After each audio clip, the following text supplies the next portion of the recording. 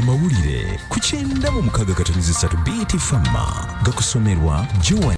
Nkwebaza gy'osobodde otuusaako engalo n'okuba ng'okyekomedde ku mukutu.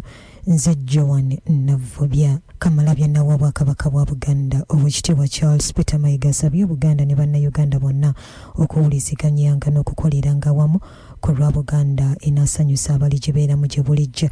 Mu bubaka bwa Katikkiro bw'omusomedde omukubiriza w'olukiiko lwa Buganda Oweekitiibwa Patrick Luwaga Mugombole ategeezezza nti bingi Obuganda bye buyinza okutuukako nga biva mu kukwatira awamu.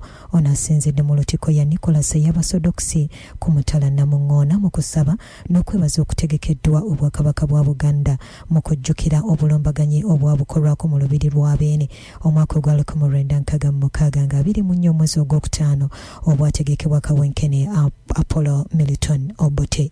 Tukuŋŋaanye wano olwaleero okujjukira obulumbaganyi obwakolebwa amagye ga Uganda ku lubiri lwa Ssekabaka Muteesa Emmengo agaali gaduumirwa Kano Idi Amin ng'akolera ku biragiro bya Apollo Militon Obote eyali Prime Minister mu kiseera ekyo. Ebyafaayo bya Buganda bigenda kusigala nga bijjukira obulumbaganyi buno. Mu ngeri y'emu ebyafaayo bya Uganda nabyo bigenda kusigala nga bijjukira obulumbaganyi obwo. Buganda yakwatibwa mu bbwa n'Obwakabaka ne buwerebwa. Kabaka Muteesa yagenda mu bwaŋŋanguse yakisiza omukono oluvannyuma lw'emyaka 3. Ab'omusaayi gwe baasaasaana.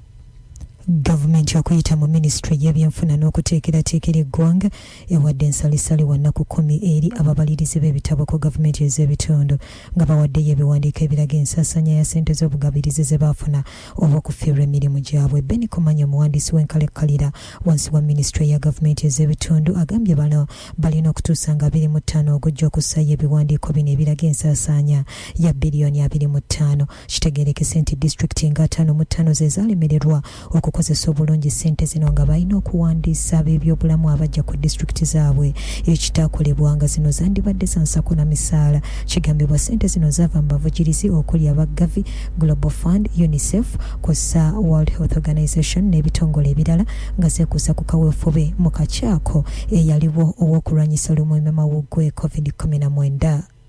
Poliisi mu ttundutundu lya West Nile eriko emmundu ebadde yeeyambisibwa abateeberezebwa okubeera ababbi gy'ezudde.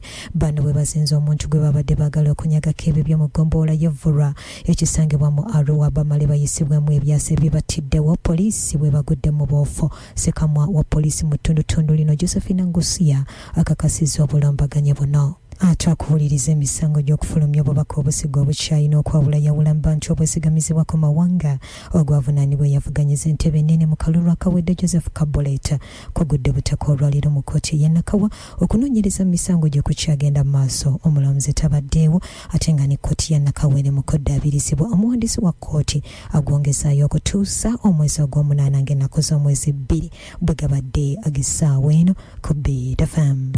Ago ge gabadde amawulire ku 96.3 BT Fama.